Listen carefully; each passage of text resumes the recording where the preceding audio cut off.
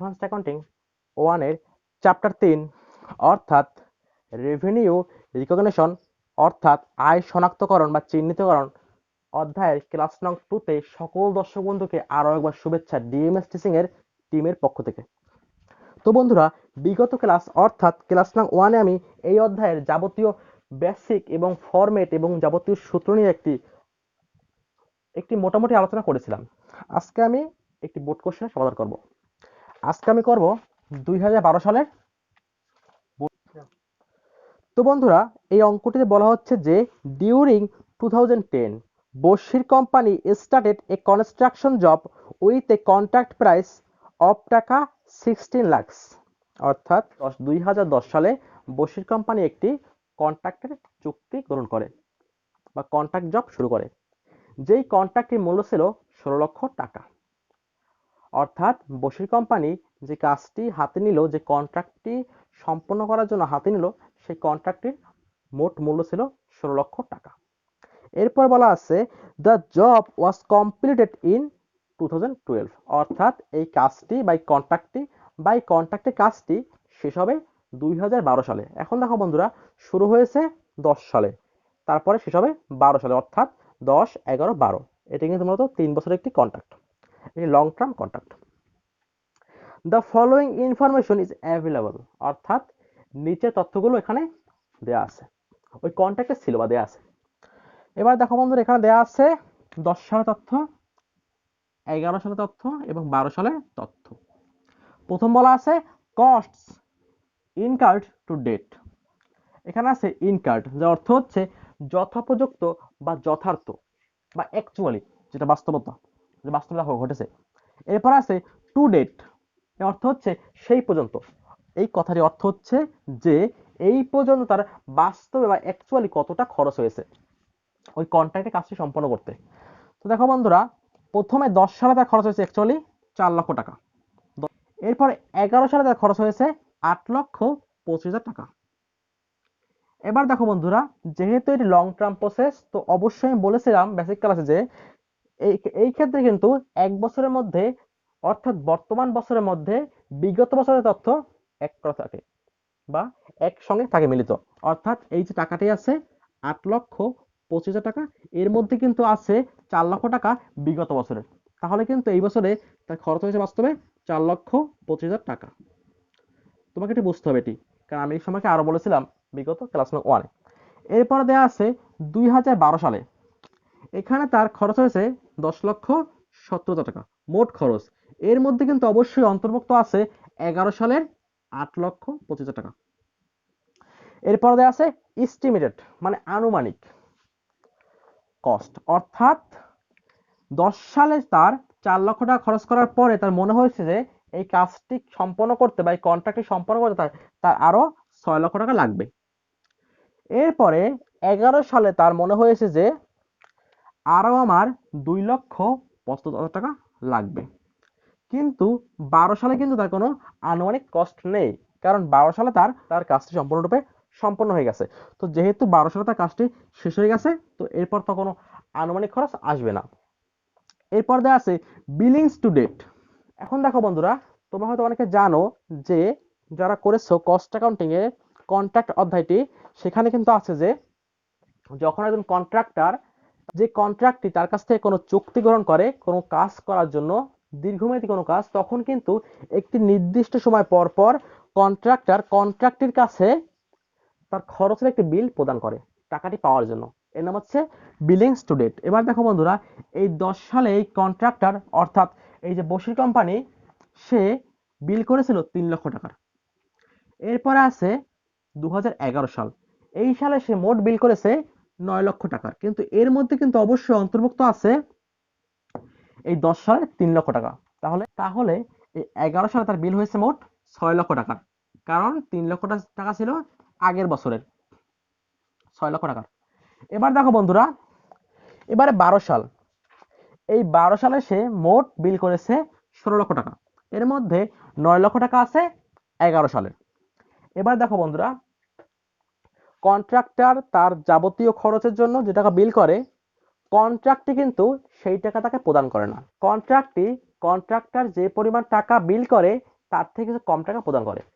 এখন এখানে দেওয়া আছে কালেকশন টু ডেট, অর্থাৎ সেই সালগুলোতে কত টাকা সে কালেকশন করেছে। প্রথমে 10 সালে সে বিল করেছিল 3 লক্ষ টাকার, কিন্তু সে পেয়েছে 2,17,000 টাকা। এরপরে 11 সালে সে পেয়েছে 8,10,000 টাকা। এখন দেখো বন্ধুরা, এর মধ্যে কিন্তু অবশ্যই এই বিগত বছরে অর্থাৎ 10 সালে কিন্তু 2,17,000 টাকা অন্তর্ভুক্ত আছে। এবার আছে 12 সাল, এখানে সে পেয়েছে 14,25,000 টাকা। কিন্তু দেখো বন্ধুরা, এর মধ্যে কিন্তু অবশ্যই 11 সালের 8,10,000 টাকা অন্তর্ভুক্ত আছে। এবারে প্রশ্নে বলা হচ্ছে যে প্রথম রেকর্ডে compute the amount of gross profit to be recognized each year, অর্থাৎ আমাকে প্রতি বছরে গ্রোস প্রফিট নির্ণয় করতে হবে, যে কতটা প্রফিট সে তার বইতে চিহ্নিত করবে বা কতটা প্রফিট সে আয়রূপে চিহ্নিত করবে সেটা নির্ণয় করতে হবে। এরপরে বলা আছে using percentage of completion method, অর্থাৎ এখানে তাকে ব্যবহার করতে হবে সম্পাদনের শতকরা পদ্ধতি। এরপরে আছে রিকোয়ারমেন্ট বিতে যে pass the relevant journal entries for 2011, অর্থাৎ 2011 সালের প্রাসঙ্গিক জাবেদাগুলো দিতে হবে। তো বন্ধুরা, প্রথমে বের করব গ্রোস প্রফিট বা কতটা প্রফিট সে প্রতি বছর দেখাবে। আমি দেখিয়েছিলাম প্রথম ক্লাসে যে এটি করার নিয়ম, আমি আবার একটু আজকে বলতেছি। প্রথমে লিখলাম কন্ট্রাক্ট প্রাইস। এখানে দেওয়া আছে প্রশ্নে যে কন্ট্রাক্টের প্রাইস আছে 16 লক্ষ টাকা, তো আমি লিখলাম কন্ট্রাক্ট প্রাইস 16 লক্ষ টাকা, 16 লক্ষ টাকা এবং 16 লক্ষ টাকা।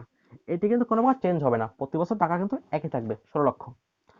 এবার আমি এখান থেকে বাদ দিব কস্ট, এটা হচ্ছে কন্ট্রাক্টের মূল্য, আমি এখান থেকে বাদ দিব কস্ট, তাহলে আমি পেয়ে যাব গ্রোস প্রফিট।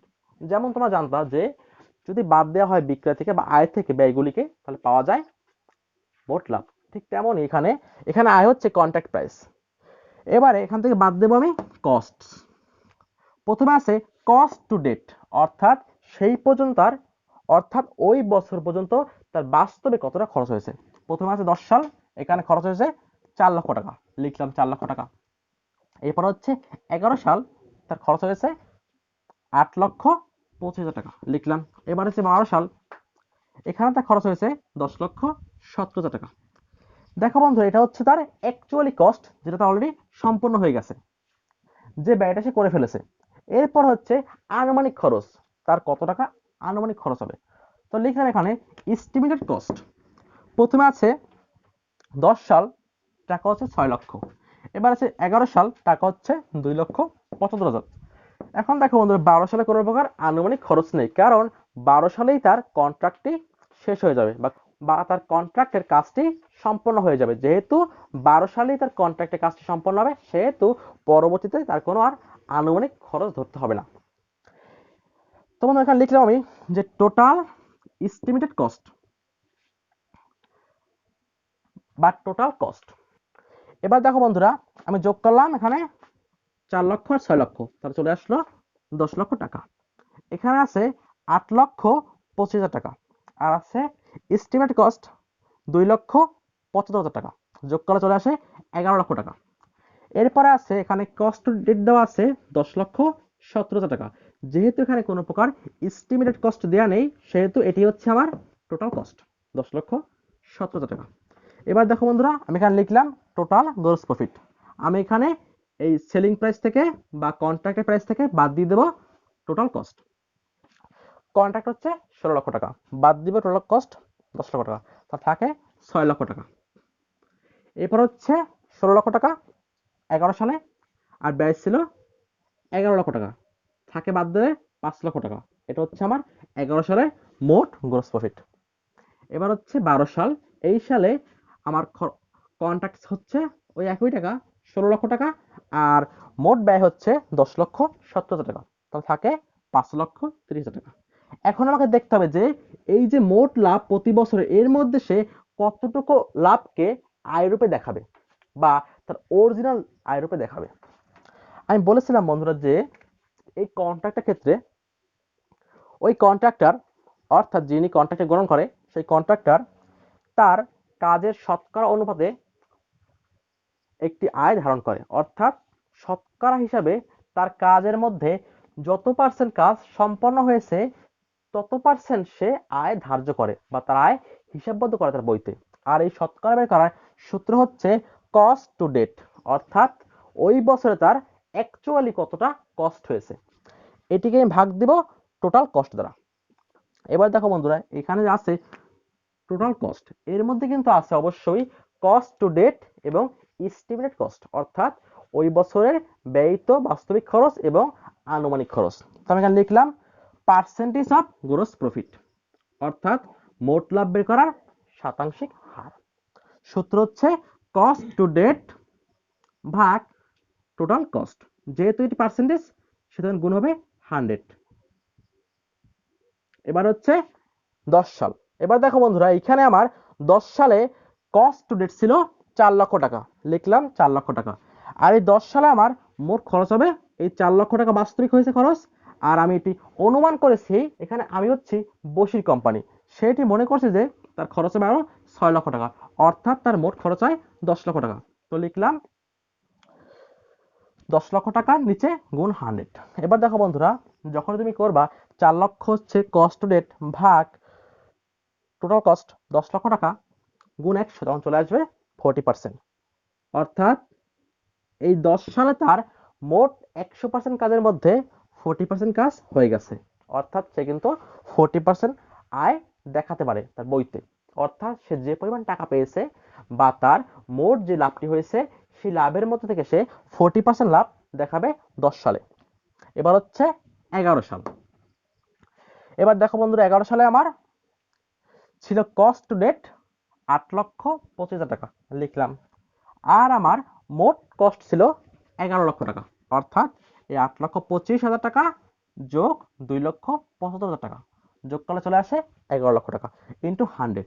এখন যখন তুমি ভাগ করবা 8,25,000 ভাগ 11 লক্ষ গুণ 100, তখন চলে আসবে 75% বা 75%। এবার হচ্ছে বন্ধুরা 12 সাল।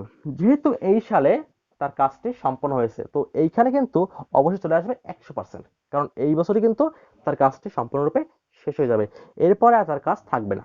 তো এখানে আমার ছিল কস্ট টু ডেট 10,17,000 টাকা, আর ছিল টোটাল কস্ট 10,17,000 টাকা, কারণ এখানে কোনো প্রকার এস্টিমেটেড কস্ট দেয়া নেই। তো লিখলাম 10,70,000 ভাগ 10,70,000 ইন্টু 100, তাহলে চলে আসে 100%, অর্থাৎ শেষ বছরে কিন্তু চলে আসবে অবশ্যই 100%। এখন আমি বন্ধুরা লিখলাম এখানে যে টোটাল গ্রোস প্রফিট। এবার দেখো বন্ধুরা, এইখানে আমার 10 সালে প্রফিট ছিল 6 লক্ষ টাকা, কিন্তু এই টাকার মধ্যে আমি দেখাবো 40%, অর্থাৎ 6 লক্ষ গুণ 40%, তাহলে চলে আসে 2,40,000 টাকা। এরপর দেখো বন্ধুরা 11 সাল। এখানে আমার মোট প্রফিট হয়েছে 5 লক্ষ টাকা, আর এখানে আমি আয় হিসেবে গণ্য করব 75%, অর্থাৎ 5 লক্ষ গুণ 75%, তাহলে চলে আসে 3,75,000 টাকা। এবার হচ্ছে 12 সাল। এখানে কিন্তু আমি যা আমার আয় লাভ হয়েছে আমি কিন্তু সবটাকেই আয় রূপে চিহ্নিত করব, অর্থাৎ এখানে আমার লাভ হয়েছে 5,30,000 টাকা গুণ 100%, তাহলে চলে আসে 5,30,000 টাকা, কারণ এরপরে কিন্তু আর কোনো ইয়ার নাই, তো এটাতে সব টাকায় চলে আসবে, যা লাভ সেটাই আমার আয় রূপে দেখাবো। দেখো বন্ধু, আমি বলেছিলাম যে লং টার্ম কন্ট্রাক্টের ক্ষেত্রে বা লং টার্মের ক্ষেত্রে কিন্তু অবশ্যই বর্তমান বছরের সাথে বিগত বছর বা পূর্ববর্তী বছরের একটি সম্পর্ক থাকে। যেমন বলেছিলাম যে এই টাকার মধ্যে কিন্তু অন্তর্ভুক্ত আছে 10 সালের টাকাটি। আমাকে এখানে বের করতে হবে এই বছরে অ্যাকচুয়াল আয় কত। যেহেতু এই বছরের সাথে তার আগের বছরের সম্পর্ক আছে, সেহেতু আমি এই বছরের টাকাটি বের করার জন্য আগের বছরের টাকাটি বাদ দিয়ে দেবো। আমি এখানে লিখলাম less gross profit recognised in previous years. এবার দেখো বন্ধুরা, এখানে কন্ট্রাক্ট শুরু হয়েছে 2010 সালে, তো সেহেতু এর কিন্তু আগে কোনো বছর নেই, কারণ এই বছর হচ্ছে প্রথম বছর, এই হচ্ছে ফার্স্ট ইয়ার, অর্থাৎ এর কিন্তু পূর্বে কোনো ইয়ার নেই এই কন্ট্রাক্টের জন্য। তো এই জন্য কিন্তু এখানে প্রথম বছরের জন্য বিগত কোনো বছর নেই, সেহেতু এখানে কিছু বাদ যাবে না, অর্থাৎ এই সব টাকাটা হচ্ছে 10 সালে প্রফিট, যা সে আয় রূপে চিহ্নিত করবে। তো লিখলাম এখানে gross profit recognised in current year, অর্থাৎ বর্তমান বছরের চিহ্নিত মুনাফা। এবার হচ্ছে 11 সাল। যেহেতু 11 সাল হচ্ছে দ্বিতীয় বছর, সেকেন্ড বছর সেকেন্ড ইয়ার, তো সেহেতু কিন্তু অবশ্যই এই 11 সালের সঙ্গে সম্পর্কযুক্ত আছে 10 সাল, অর্থাৎ এই 11 সালের মধ্যে অন্তর্ভুক্ত আছে 10 সালের টাকাটি। তো আমি এখানে দেওয়া আছে মোট লাভ হচ্ছে 3,75,000 টাকা, যার মধ্যে অন্তর্ভুক্ত আছে 10 সালের লাভ 2,40,000 টাকা। তো বাদ দিলাম, তাহলে থাকে 1,35,000 টাকা। এটা হচ্ছে আমার 11 সালের অ্যাকচুয়াল লাভ। এবার হচ্ছে বন্ধুরা 12 সাল, এটা হচ্ছে থার্ড ইয়ার। এবার দেখো বন্ধুরা, এই তৃতীয় বছর এর সময় কিন্তু অন্তর্ভুক্ত আছে, বা এর মধ্যে কিন্তু অন্তর্ভুক্ত আছে 11 সালে আইটি। তো এখানে আমার 12 সালে মোট লাভ ছিল 5,30,000 টাকা, যার মধ্যে অন্তর্ভুক্ত আছে 11 সালের লাভ, অর্থাৎ 3,75,000 টাকা।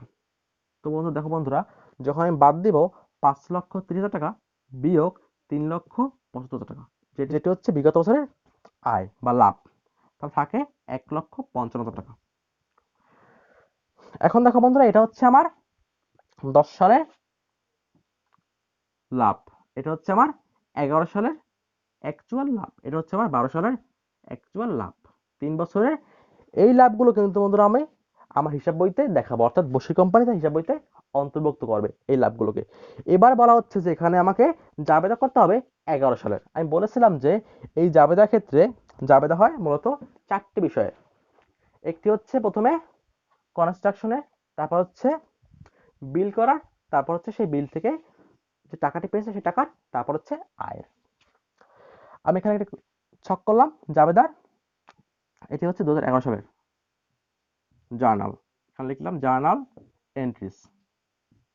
প্রথম হচ্ছে কনস্ট্রাকশন ইন প্রসেস, অর্থাৎ প্রক্রিয়াধীন যে ব্যয়টি চলতেছে বা চলমান যে স্থাপনা কাজটি চলতেছে। ডেবিট, অর্থাৎ এটি ব্যয় হচ্ছে বন্ধুরা, তো ব্যয় হলে অবশ্যই হবে ডেবিট। টাকা হচ্ছে 4,25,000 টাকা। কারণ দেখো বন্ধুরা, আমি এখানে করতেছি 11 সালের জাবেদাটি। তো 11 সালে আমার কষ্ট হয়েছিল বাস্তবে 8,25,000 টাকা, যার মধ্যে অন্তর্ভুক্ত আছে 10 সালের কস্ট, অর্থাৎ 4 লক্ষ টাকা। তো যদি আমি বাদ দিয়ে দিই 8,25,000 মাইনাস 4 লক্ষ টাকা, তাহলে থাকে 4,25,000 টাকা।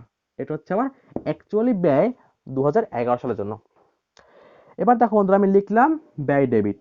এবারে আমার দেখতে হবে যে এই ব্যয়টি সম্পন্ন করতে তার কি কি খরচ হয়েছে বা তার কি কমে গেছে। এখন দেখো বন্ধুরা, যেহেতু সে এই কনস্ট্রাকশনটি করছে সেহেতু কিন্তু অবশ্যই তার ম্যাটেরিয়াল গেছে, গেছে কাঁচামাল, তারপর তার গিয়েছে ক্যাশ, এরপরে তার গিয়েছে পেয়েবল, কারণ সে কিন্তু কিছু পাওনাদারও সৃষ্টি হয়েছে, হয়তো বা কোনো মজুরি বকে আছে বা কোনো বেতন বকে আছে, তার দায়ও সৃষ্টি হতে পারে। তো লিখলাম এখানে ম্যাটেরিয়াল, ক্যাশ, পেয়েবল, কারণ যেহেতু এখানে নির্দিষ্টভাবে বলা যায় না কি কি তার কমে গেছে, সেহেতু আমি এখানে তিনটিকেই অন্তর্ভুক্ত করলাম, material, cost, payable, etc credit.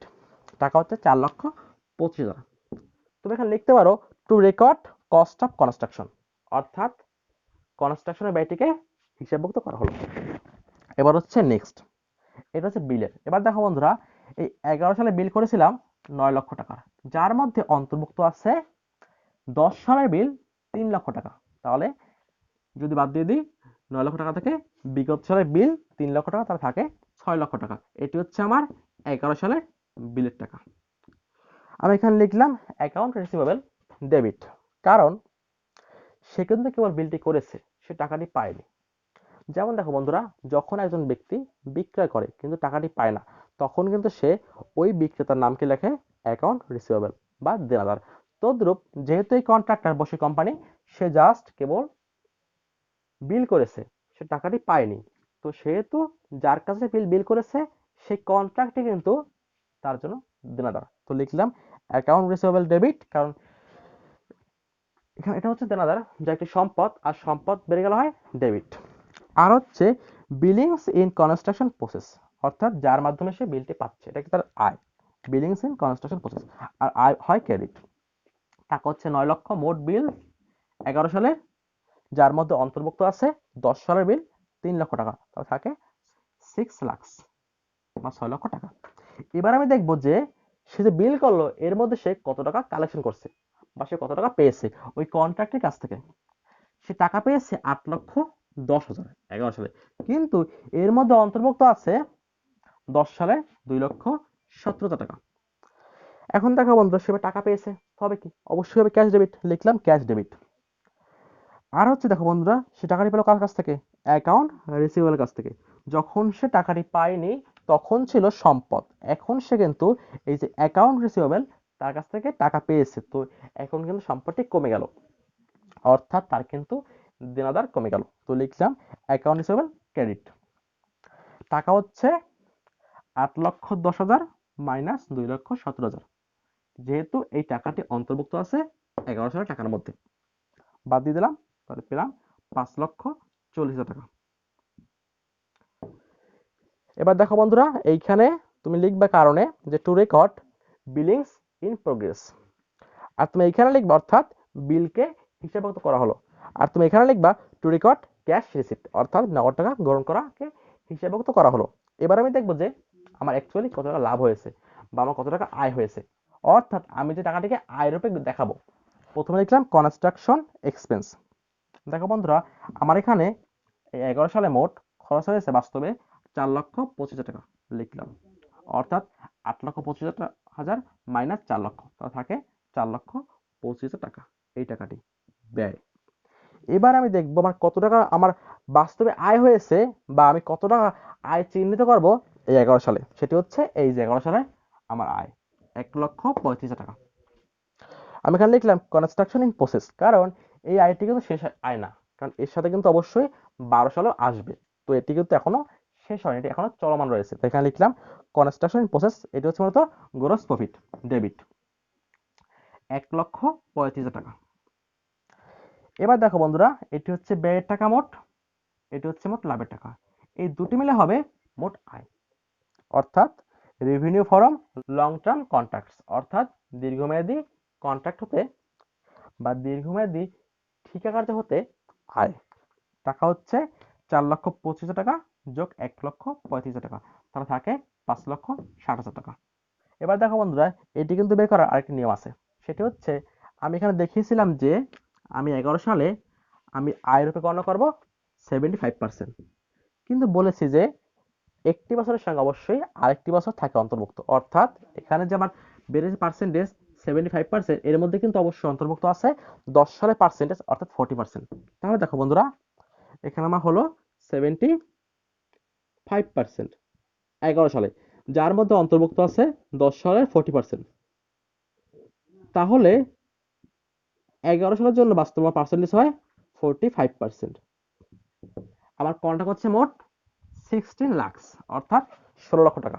যদি আমি গুণ করি 16 লক্ষ টাকা গুণ 45%, তাহলে তখন চলে আসবে 5,60,000 টাকা। এর মধ্যে ব্যয় হচ্ছে আমার 4,25,000 টাকা, এই ব্যয়টা তো অবশ্যই আমি দেখাবো।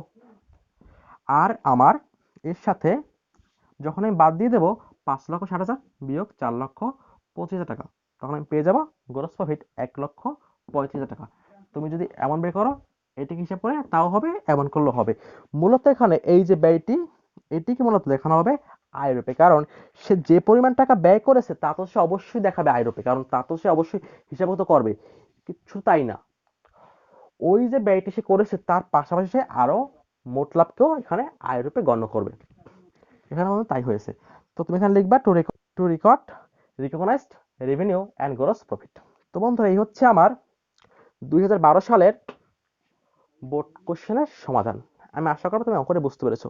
তারপরও যদি কোনো শিক্ষার্থী অঙ্কটি বুঝতে কোনো প্রকার সমস্যা বা হেজিটেশন বোধ করো, তবে অবশ্যই আমাদেরকে নিঃসংকোচে কমেন্ট বক্সে জানাতে পারো, অথবা আমাদের ফেসবুকে একটি পেজ আছে ডিএমএস টিচিং নামে, তুমি সেখানেও কমেন্টের মাধ্যমে জানাতে পারো।